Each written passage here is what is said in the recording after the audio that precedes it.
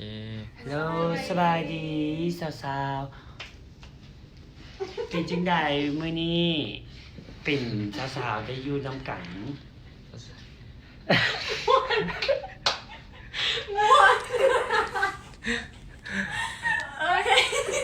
เดี๋ยวหยุดก่อน ตอนนี้พวกเราก็มาอยู่กับสามสาวมิสทีนข้างปีทวิตของประวัติศาสตร์เนาะเขาจะมาบอกถึงความรู้สึกของทั้งสามที่ว่าได้อยู่นำกัน ก็เรากำลังม่วนเนาะเพราะว่าเมื่อวานนี้เดียวกันแล้วก็ยอมกันเนาะ วันนี้ก็เลยแบบยิ้มมวนอารมณ์คือมันอยู่ ยังฝันอยู่เป็นบ่ทุกคนเลยเป็นจังใดความรู้สึกว่าน้องๆหลังจากได้ตำแหน่งทั้ง3คน เลยต้องโสดเนาะก็รู้สึกดีใจ เอา โอเคโดยกับพวกเขาทั้งสามรู้สึกดีใจที่ได้มารับหน้าที่แทนวัยหนุ่มลาวทุกๆคนแล้วพวกเขาก็จะได้หน้าที่ที่ดีที่สุดเดี๋ยว กำลังม่วนมันวะ กำลังม่วนหยอกกันนะใครเมื่อไหร่เป็นคนเริ่มนะ นั่นแหละโสดนะเป็นคนพาเริ่มเลย มาแล้วโซเด้ ประกันซึ่งได้โดยก็รู้สึกดีใจแล้วก็ภูมิใจเห็นออกมาได้ประมาณนี้เนาะจะเห็นออกมาได้ขนาดนี้โอเคแล้วก็พวกเราสามคนที่เห็นนาทีให้ดีที่สุดเลย แล้วก็รู้สึกภูมิใจหลายแล้วก็รู้สึกภูมิใจแล้วก็แบบได้มาม่วนๆกับโสกับฮันนาย โดยเมื่อคืนได้ร่วมยังกันบ่ โอ้มันล้มทุกอย่างเมื่อคืนนี้ล้มทุกอย่างแม่ล้มทุกอย่างก็เปิดใจกันเนาะก็สนิทกันหลายขึ้นแล้วพวกเขาก็ก่อนหน้านี้ก็รู้จักกันอยู่แล้วแต่ว่าเอ็นจีก็ผู้ดีไม่ผู้นึงแล้วก็สนิทกันเสร็จแล้วก็เลยนี่ขอบเลยตั้งมื้อนี้พวกน้องจะมีภารกิจไปใส่บ่ โดยคือมื้อนี้คือเรามีหลักๆคือเราต้องไปขอบใจสปอนเซอร์ทุกๆสปอนเซอร์ของเราเนาะกับเทศหลายที่สุดเท่าที่จะเฮ็ดได้ แล้วก็ต่อไปมันพวกเราต้องแบบไปสายบุญหน่อยนึงเขาคือสิไปวัดเนาะเพื่อที่ไปไหว้พระ โอเคจะได้เกี่ยมตัวเนาะแล้วความรู้สึกตอนที่3คนเข้าหอบจับมือกันเป็นแนวใดความรู้สึก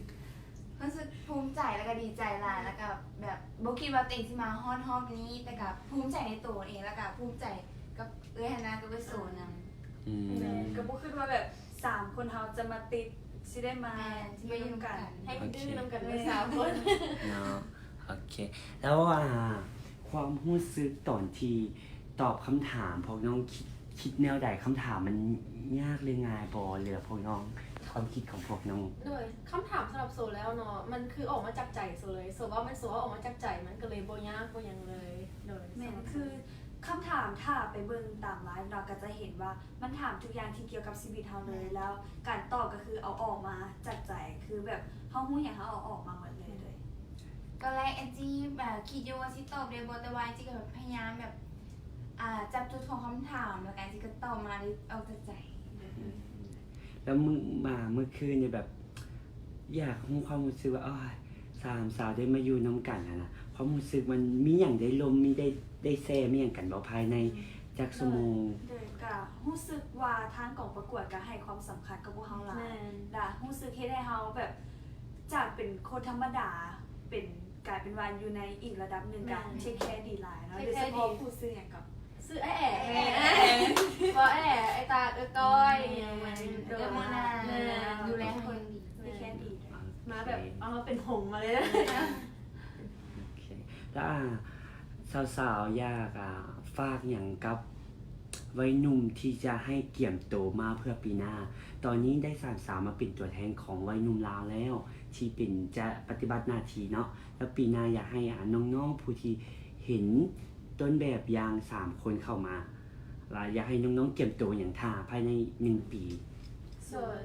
ที่ให้เกียมคือความกล้าแสดงออก เพราะว่าพวกโซได้มาอยู่จุดนี้เพราะความกล้าแสดงออกแล้วก็ความตั้งใจของเฮาอีหลีเนาะฉะนั้นแล้วก็บ่ให้ใครคิดว่าตัวเองเฮ็ดบ่ได้อย่างประมาณนี้เพราะว่าทุกคนของเฮามีค่าทุกคนมีค่าหรือว่าอาจจะเฮ็ดได้เกินกว่าที่เฮาคิดคือพวกเฮาในตอนนี้ โดยก็อยากให้ทุกคนเนาะก็ตั้งใจเพราะว่าปีนี้ก็คือหมดทุกชาวคนก็เก่งทุกคนเลยแล้วพวกเฮาก็อยากให้ทุกคนนั้น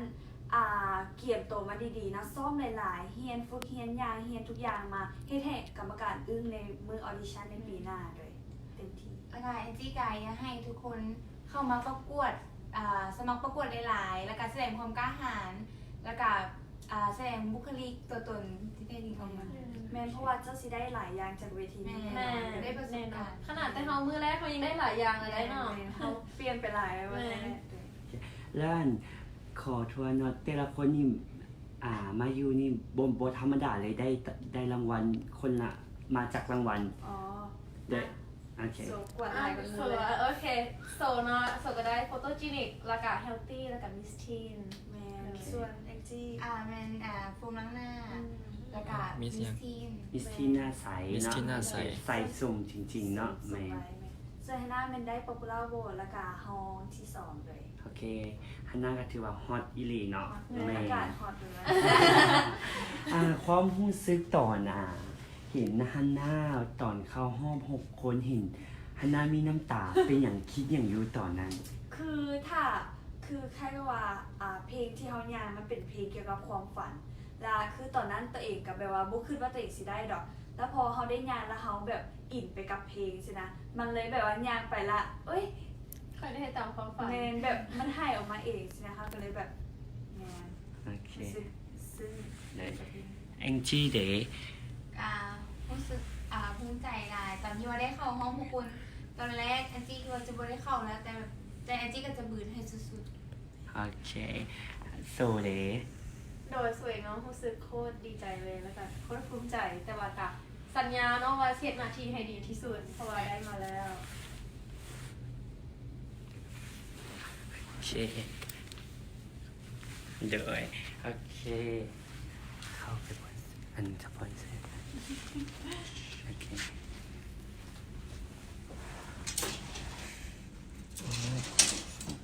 เปิดไฟไหมเปิดไฟก่อน ปืนปืน อ่ะเป็นอันนึงอ่ะ ฮะเขาก็มาเข้ากับช่วงที่สองเนาะ โอเค ขอบใจสปอนเซอร์หลายๆเนาะสำหรับนมอัลมอนด์รีสแล้วก็อาหารจากห้านอาหารประเทศอีสานแล้วก็ขนม ขนมแล้วก็โค้กน้ำทิพย์เนาะ แมนคือ เลย ขอบ ๆแล้ว ใจ ก็กระเป๋า มิสทีนงานแล้วก็ดอกไม้ ดอกไม้กับเวทีเมื่อวานงามงามและโดยเฉพาะต้องเป็นมงกุฎเนาะ จากอันดา แล้วก็น้องๆอยากฝากไม่อย่างเกี่ยวกับหมูที่บ่ได้ผ่านเข้ารอบมา17 คนแล้วอยากส่วนให้น้องๆที่บ่ได้ผ่านเข้ารอบมา ว่าให้มาสู้ต่อปีหน้าก็ได้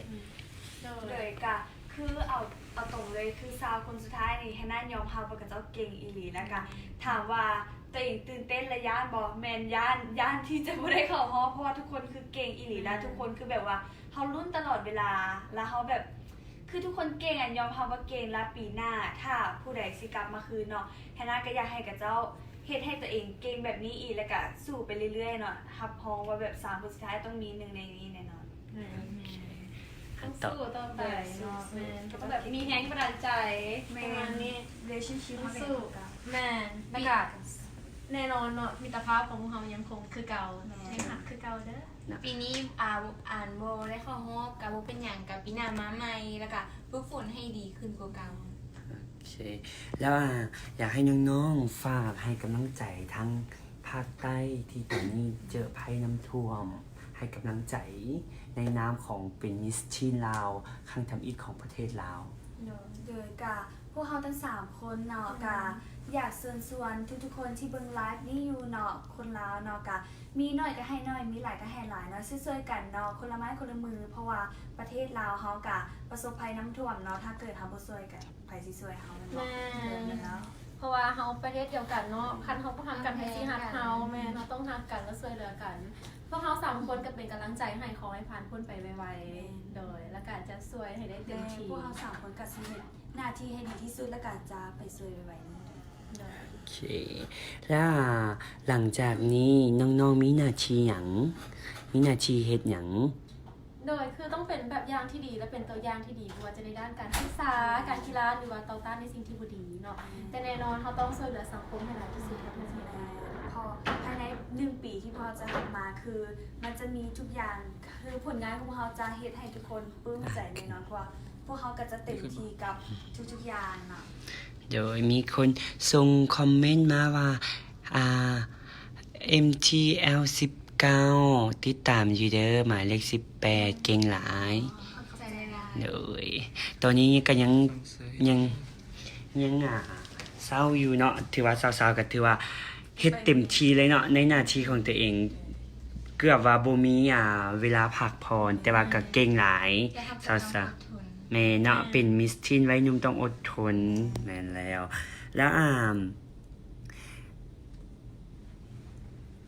โดยสามารถแบบ